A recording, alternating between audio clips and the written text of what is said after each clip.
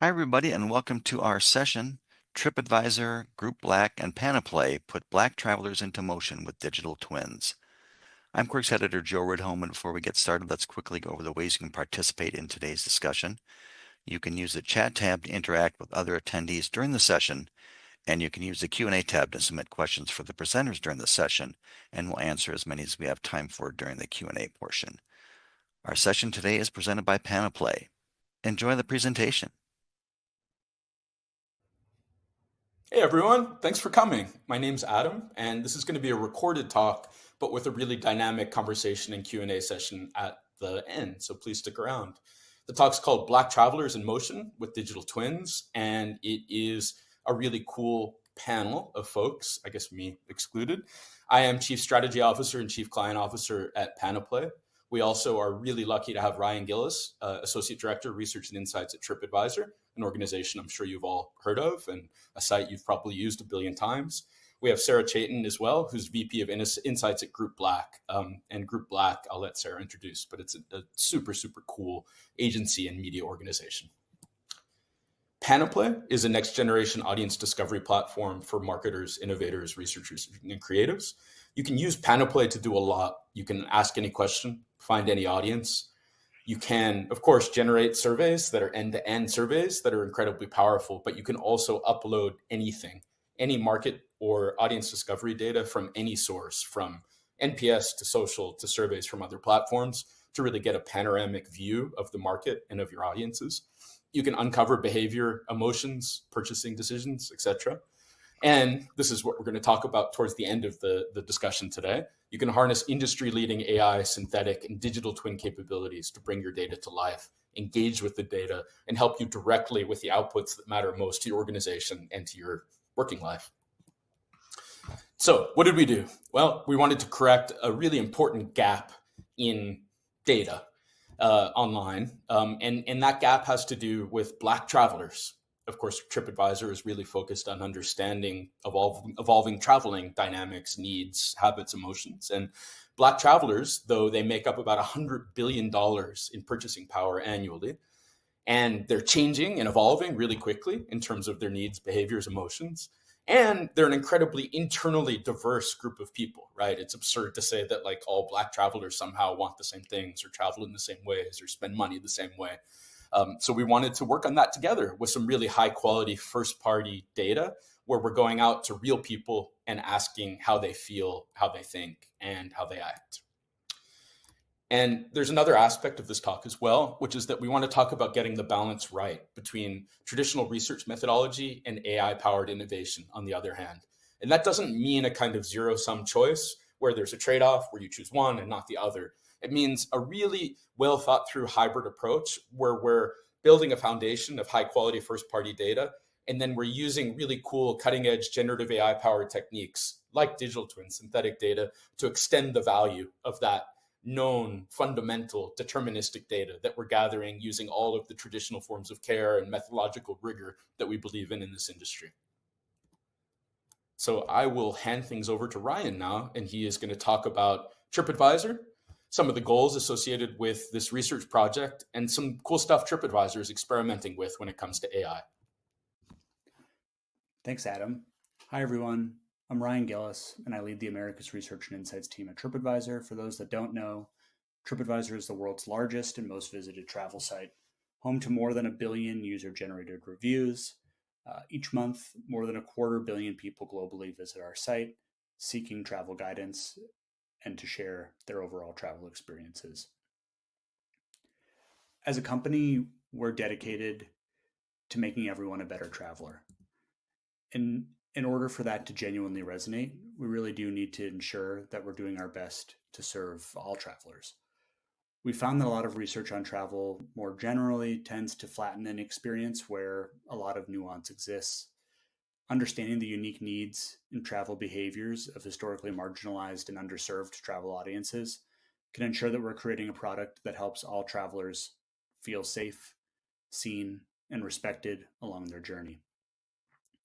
This organizational imperative on our end has driven us to sponsor or undertake research that dives deeper into travel experiences of those underserved groups that obviously includes this work with Panoplai and Group Black, but we've also done a lot of work over the last few years undertaking studies related to the Hispanic travel experience, the experience of differently able travelers, as well as the experience of LGBTQ plus travelers, and really looking to get a better understanding of how each of these groups travels, and what we can do as a platform to ensure that we're catering to and tailoring their experiences as they show up on TripAdvisor. For this particular piece of work, in short, the brief to the team at Panoplai was to help us conduct a piece of research that would allow us to gain comprehensive insight into the experiences of the Black traveler. We really wanted to get a better understanding of their travel habits, attitudes, and key sources of inspiration. Additionally, we wanted to contextualize those behaviors against a general population sample that would help us really understand and gain insight into what makes the Black traveler unique. But I think also most importantly, we really wanted to hear from Black travelers in their own words to help us better understand the difficult realities that they face as part of that kind of overall Black travel experience. And just some of the kind of particulars of the research that we undertook here as well. Leveraging the Panoplai platform, we conducted this study, which was a mix of qual and quant data from a sample of over 2,000 respondents. We split that sample in half with 1,004 Black travelers, census representative, as well as 1,029 general U.S. travelers, also census representative. And we leveraged the Panoplai platform to really give us a nuanced look of gaining insight into these experiences from Black travelers in their own words, and leveraged all that the platform has to offer to help us with that analysis.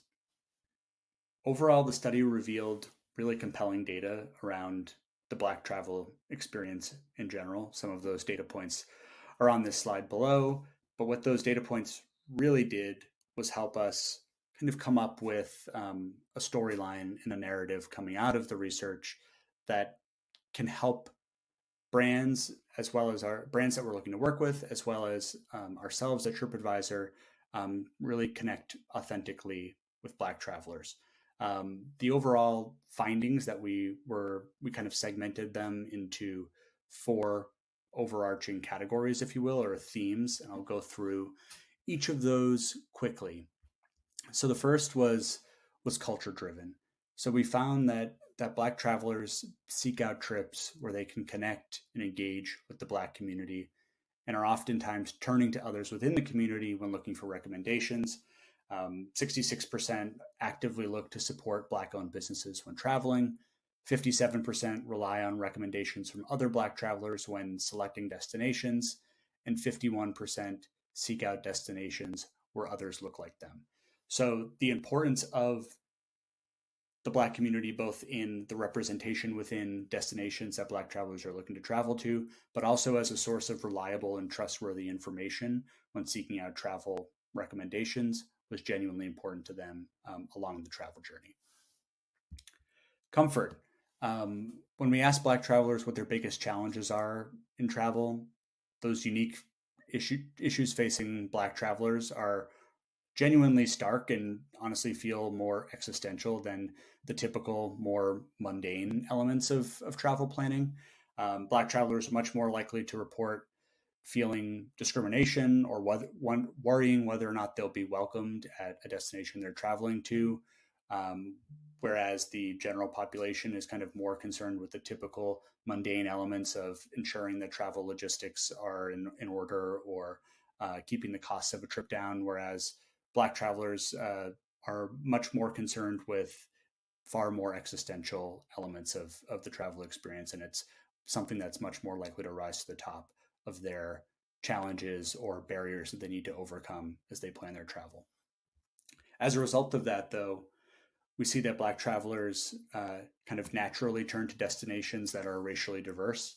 When we asked Black travelers to verbatim share the destinations where they would feel most comfortable traveling to, we saw that cities in the United States with large Black populations really rise to the top. So cities like Atlanta, Washington, D.C., New Orleans, all kind of rise into the top of domestic destinations where Black travelers feel most comfortable traveling to. The third C that we came up with here was curated.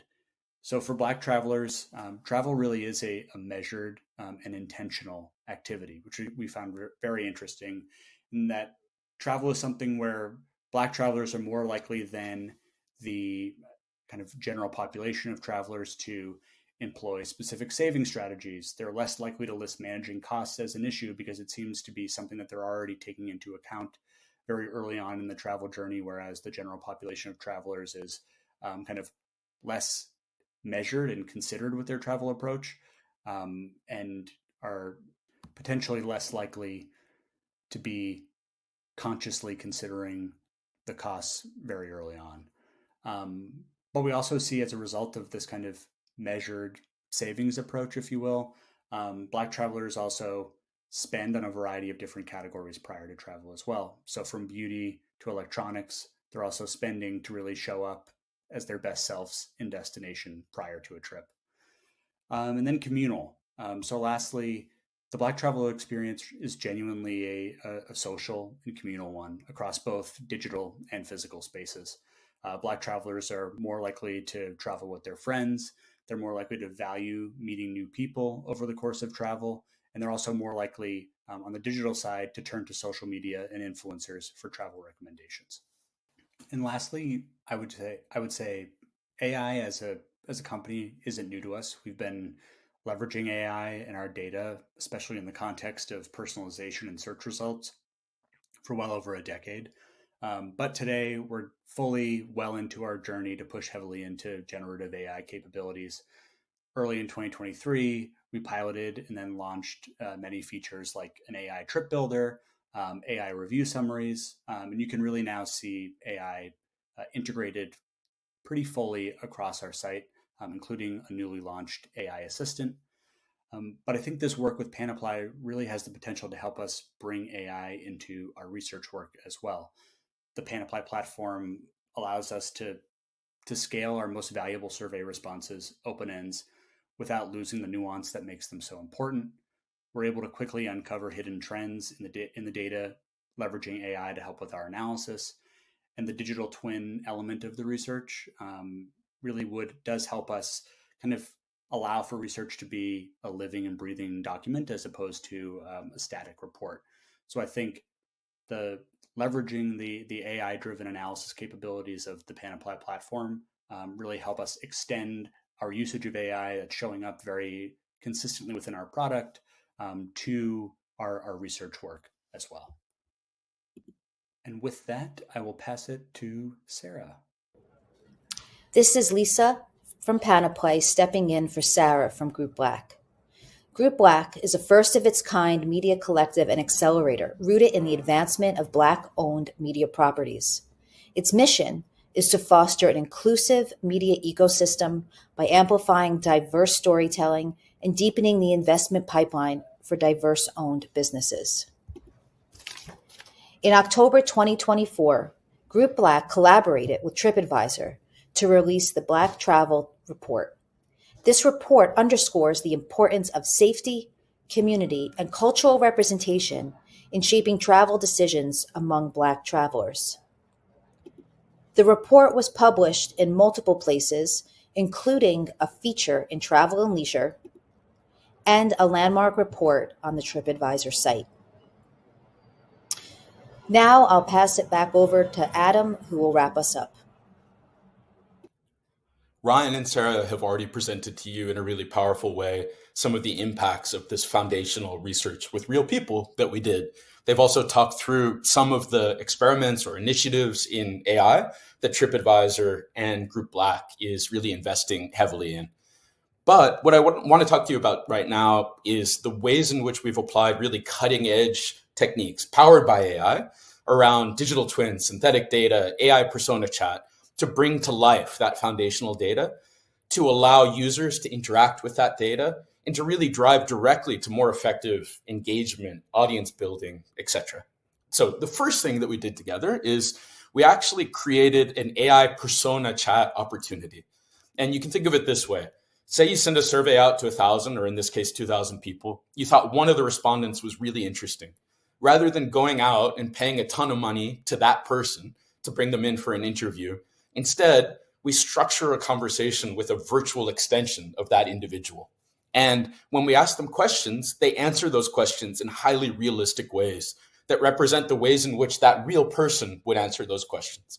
So you might ask, how is that possible? Or you might say, can I just do that in ChatGPT? Why do I need you guys? I do that all the time. But we believe that that approach is simply not enterprise grade, where you're relying on the large language model to simulate one person based on a few data points or even a segment of people. Why? Because we're building these personas on a really powerful, stable, three-legged stool.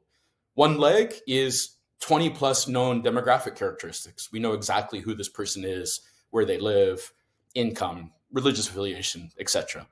Number two, we know how this person answers questions, how they speak, how they feel, how they emote in particular contexts. We've sent them a survey. Number three, there's tons of Panoplai clustered data. We're good at this. We've done this a million times, and we know how to bring like people, like data to bear on a conversation with one kind of person.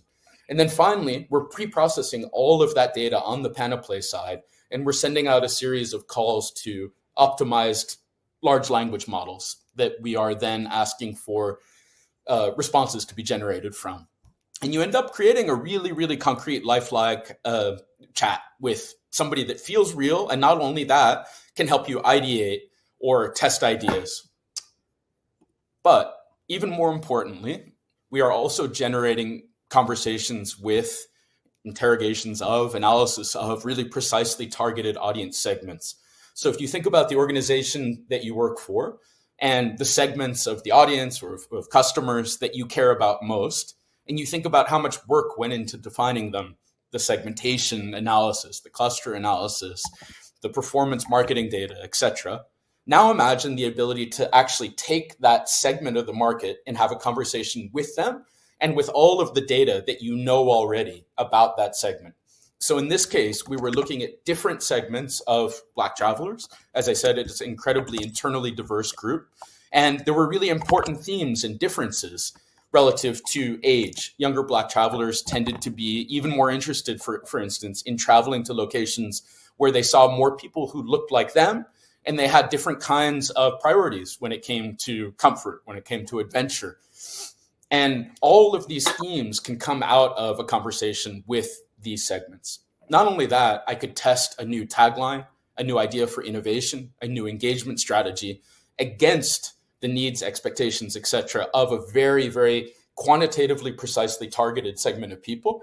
And I could get instant feedback that could help me just in the course of my daily working life, innovate more quickly, more effectively, come up with sharper taglines, etc., all without the need to go back to real people every time.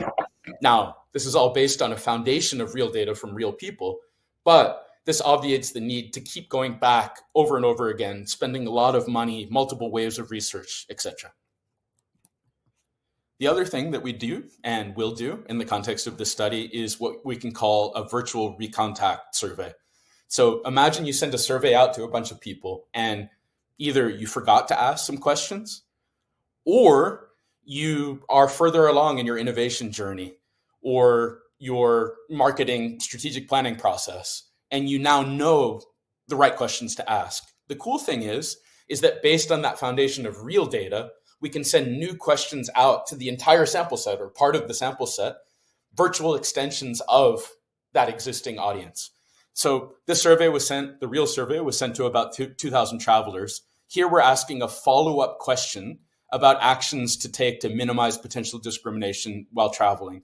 No real people were asked this question, but at the same time, we're getting really concrete, rich, statistically accurate responses from the entire sample, or rather virtual extensions of the sample that are usable and that can really accelerate the research journey and allow us to move much more quickly from wave to wave, from phase of the innovation process to a new phase of the innovation process.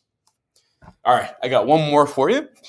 Now with Panoplai, and we're really excited about this one, you can actually bridge data gaps with what we call multi-study chat.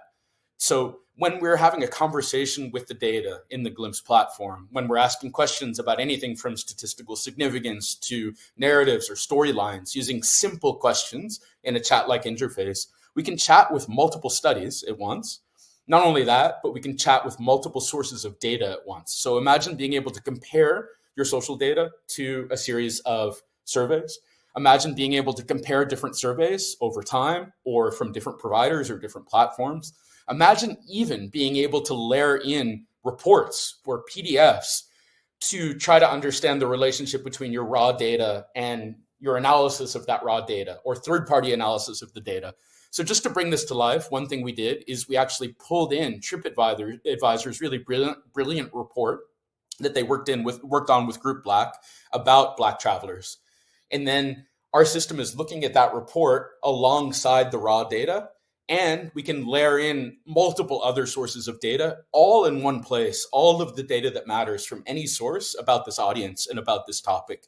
And we can compare meaningfully, both quantitatively and qualitatively, to find emerging opportunities and validate whether they're real or just kind of ephemeral. We can figure out if people are in a kind of social bubble or a brand's in a social bubble, or if people are having real world conversations that align with the conversations they're having in social media, etc. It's an incredibly powerful analytical function that gives you a truly panoramic view of everything going on around you when it comes to the audiences and the topics that matter most to your organization. So just to take a step back to close things out, I want to think a little bit about what this means for the future of research. And I think that the future of research is a hybrid future. I don't buy at all the argument that somehow Gen AI data, synthetic data, respondents, etc., will totally displace real research. They shouldn't. Instead, there should be a way forward where we're taking the best of the old, more traditional approaches, tried and true, and combining them, interweaving them with the best of the new.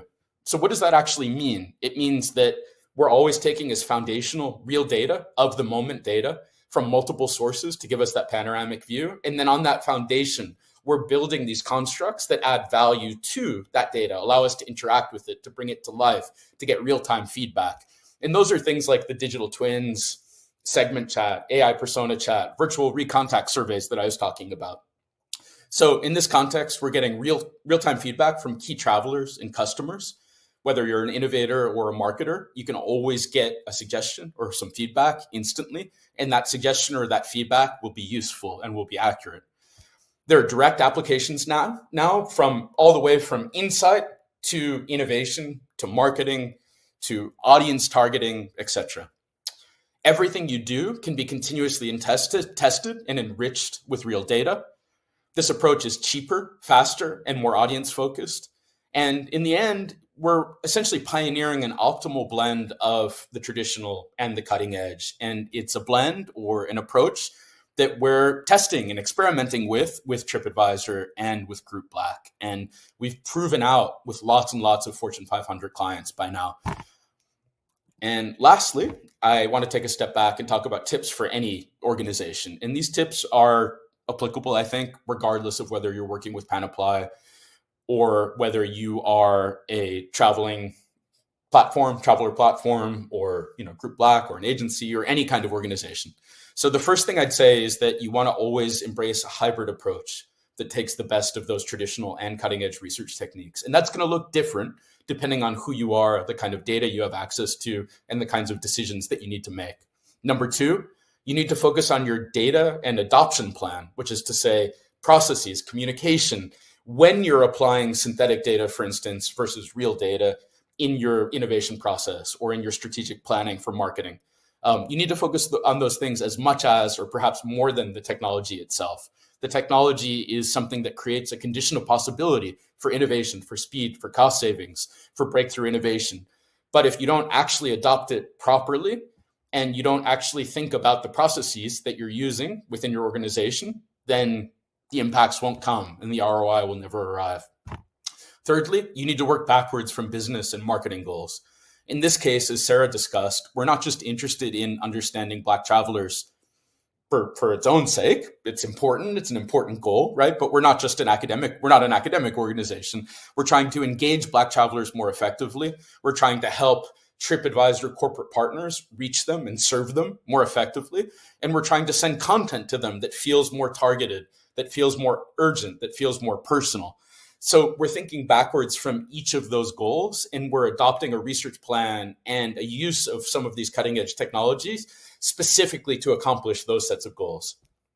We are creating a report card and a set of benchmarks, and we're testing relentlessly to make sure that the outputs are not only statistically accurate, but are realistic, they're generalizable, and they lead to measurable increases in speed, decreases in cost, increases in the possibility of breakthrough innovation, etc. And finally, we're building a flywheel where every investment in research fuels enhanced understanding and impact. You really don't want to go back to the days where you're doing that video interview, you use it once, and then it sits in the corner gathering dust. You want every bit of research that you're doing, every dollar you're spending on research, to go back into that interactive data repository to provide the context and the training data and the insight that you're going to use as your organization moves forward into this new frontier where you're testing plans for innovation, where you're testing marketing, decision-making, etc. So I want to thank you all for being here, for listening. I know it's not always that easy to sit through a recorded talk. And now we really want to hear what you think. If you disagree with us, let us know. If you think we're crazy, let us know. If you're wondering how all of this might apply to your own organization, let us know. We're here to answer questions. Thank you.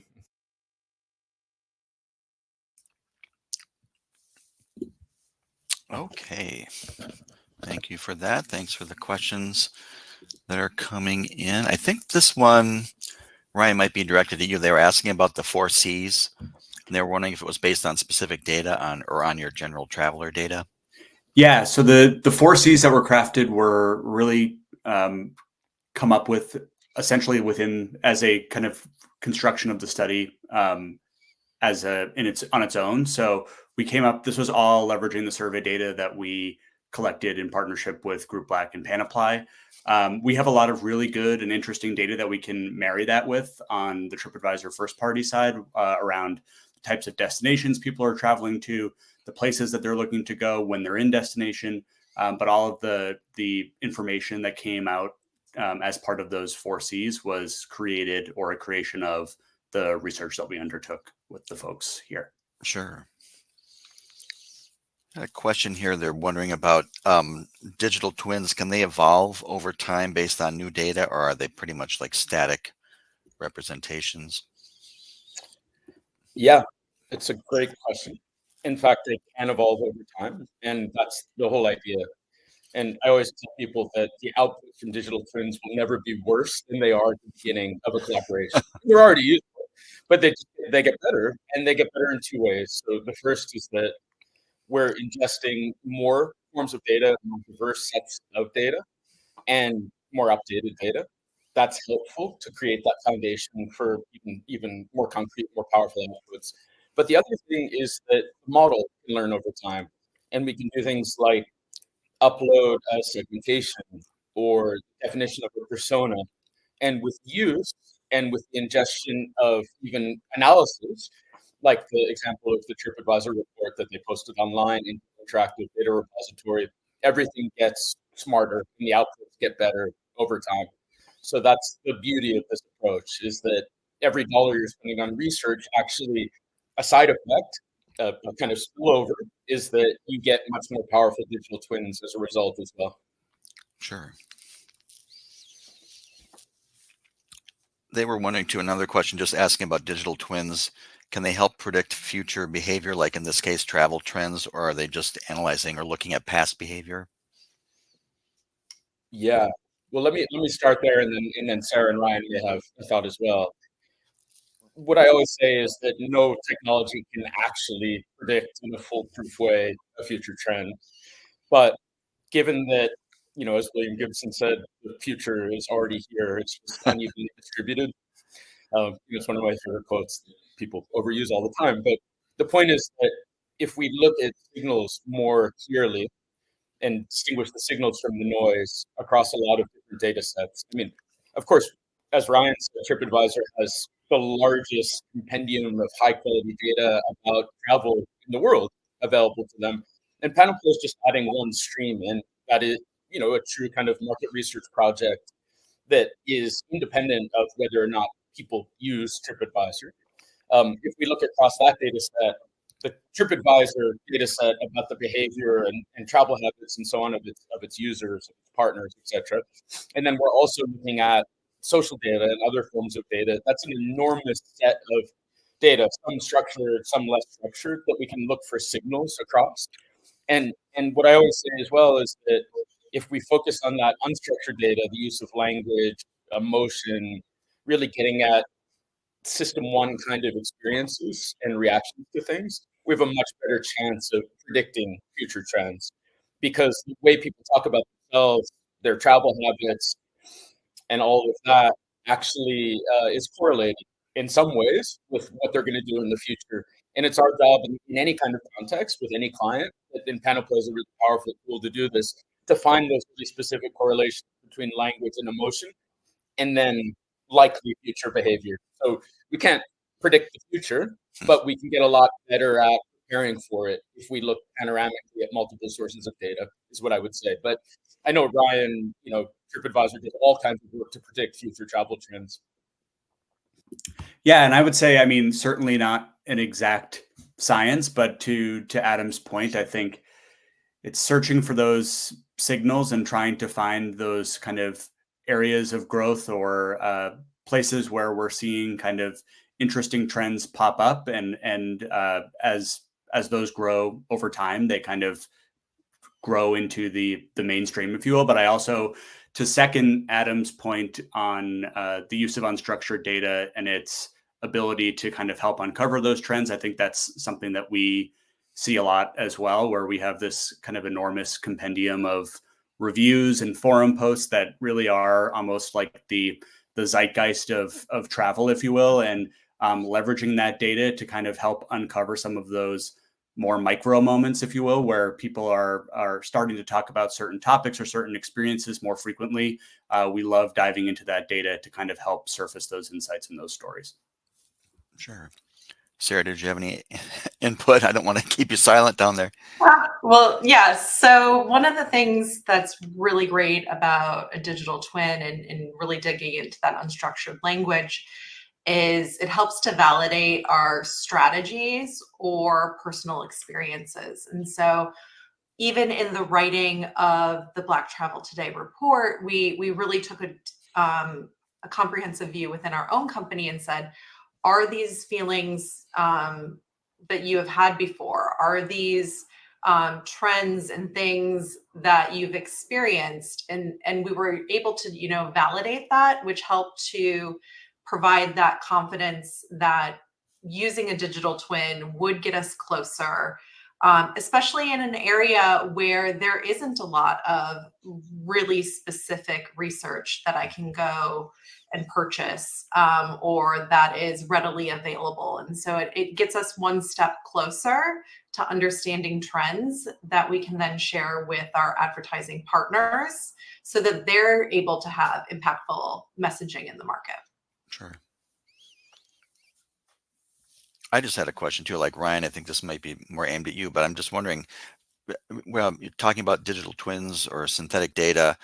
Any tips on how to sort of sell that in or talk to internal audiences, that you have to give your data to, who might be like, what? If they don't know what you're talking about, how to kind of explain it to them. Adam, you also might have some, and Sarah might have some input too.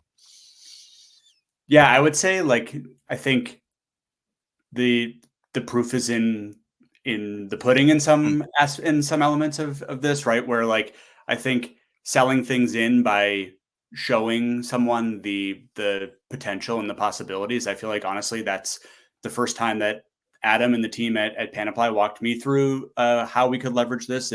It's what got me really interested in it in the first place, and I think it's just a really easy thing to show a stakeholder by taking an example of how a piece of research can come to life, or how we can kind of essentially twin a individual respondent and learn more about them. I think it's really just being able to show real world examples that have a tangible impact on all of the kind of disparate teams across our business can really help showcase the impact and sell through the methodology and the work here. Sure. Adam, did you have any follow-up there? I think that Ryan's totally correct. I mean, small experiments, proofs of concept kind of initiatives are the only way to go, because unless you demonstrate the value of the approach in a small area with relatively low risk attached to the project, then senior stakeholders are going to be skeptical about the approach. So that's the first thing. And I think the second thing is that, just as we did with this project, it's really important not to buy into the hype that digital twin synthetic data can somehow replace real research wholesale, that we never have to talk to anyone again. We definitely don't want this recursive loop where digital twins of digital twins of digital twins are giving us information about what's happening in the world. This approach that we're advocating is actually a little slower and more expensive and more traditional than the approaches advocated by some providers out there. We're still doing the high quality research. We're still layering in the interviews with real people, real language, real emotion. And I think of digital twins simply as a way of extending the value of traditional research, of bringing it to life and allowing users to engage with it in a more active way. I don't think of it as a total replacement for real research. And I think that question of how an organization wants to adopt a hybrid approach to combine the best of traditional research and the best of digital twin or synthetic data or some of these new approaches, that's the game. And I think everyone's trying to figure out now what the best approach is. Of course, Panoplai has a point of view on it, but it's going to depend on the client organization, the data that they have available, the risks associated with bad quality data, all of the things that need to be avoided, and all of the benefits that are possible with synthetic data and digital twins. And I know Sarah, too, Group Black's doing a lot of work on things related to generative AI, audience targeting, etc. I mean, how are you thinking about within the Group Black organization gaining acceptance for some of this cutting edge stuff? Yeah, so I mean, when we're talking about people's emotions and thoughts and experiences, those are really critical to the way that people move through the world, right? And so when we think about generative AI, a lot of the foundational data in large language models is not necessarily inclusive. And so one of the things that we have really focused on is specific partnerships with companies to enhance their data sets, to ask the question in open forums among the marketing community to say, generative AI is great in many ways. You can, spit out a thousand pieces of creative in 10 seconds. And our view is just, are those truly representative of the people you're trying to reach? Are they truly representative of the messaging and how you want to show up in the world as your brand? And so, working with Panoplai, working with Tripadvisor here, we now have a really robust underlying set of data that we can combine against our social listening, that we combine against lived experience, like I mentioned earlier, and sources that Tripadvisor has, to bring a more cohesive storytelling and marketing campaign to our clients. So we are proponents, but we also want to challenge those underlying data sets to make sure that they are inclusive of the world we live in today. Sure. Yeah, I just have to underscore what Sarah said, because that's a really core tenet or principle of Panoplai as well. That is, there's a lot of talk that generative AI is inherently biased. Yeah, it is, but so are people, so is society, so is the public record, so are newspapers, etc. So rather than saying we shouldn't use generative AI because it's biased, I would say instead that sure, it tends to code or reproduce certain biases in society, but let's look at that as an opportunity to correct the record and fill in the gaps and listen to groups of people effectively, so that the data we're drawing on actually includes those voices, that the models we're building include those voices at the center of the model, so that we're not in fact as biased as we were before. So it's flipping that complaint about generative AI of being biased into a kind of opportunity that we're spending time and money and effort to fix, And the benefits in terms of more powerful campaigns, better content, better engagement will come, but it's also, of course, the right thing to do. Sure.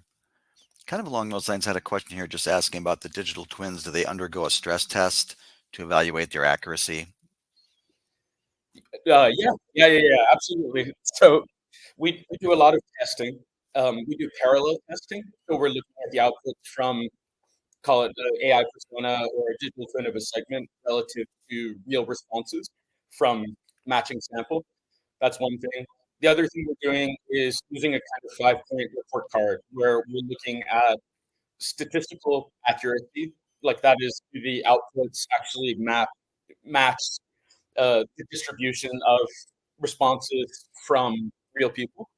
We're looking at realism. Does the texture of language and emotion, use of language fit what real people might, the language they might use to respond to a similar series of questions? Are the outputs generalizable? And then finally, the most important one is that Brian said the proof's in the pudding. So if we try and experiment a pilot of concept, are we actually generating more powerful, more effective in the real world content, innovation opportunities, and so on? How much time are we saving? How much money are we saving? And we have a whole series of questions that we ask when we put a digital twin out into the world. That said, it's not clear yet how the industry is going to think about data quality when it comes to digital twins, synthetic data, and so on. So Panoplai is trying to get ahead of that with a much more nuanced and I think rigorous report card to determine that data quality.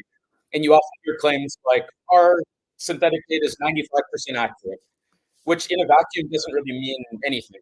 Accurate in what context, what does accuracy mean? And then the last thing I'd say is that this is a lot easier if we're trying to predict whether somebody wants to click on like the red banner ad or the blue banner ad. This is more complex, but also much more interesting and full of potential if we're able to look at emerging patterns, um, and things that the world hasn't yet seen before, right? An emerging opportunity that an organization can take advantage of before a competitor. That's a lot harder to test against than the red versus the blue banner ad kind of modeling. So we have a lot of thought about that, and we are investing really heavily in testing and stress testing. But this is a really rapidly evolving part of the Gen AI world at the moment. Right. Got about 2 minutes left. I had one more question here. I think they're just asking about Panoplai's work in international markets. Is it strictly U.S. based, or are you expanding out into other markets? And can you, if you want to? Yeah, no, we're already totally global. The platform was built from the ground up to work across any language.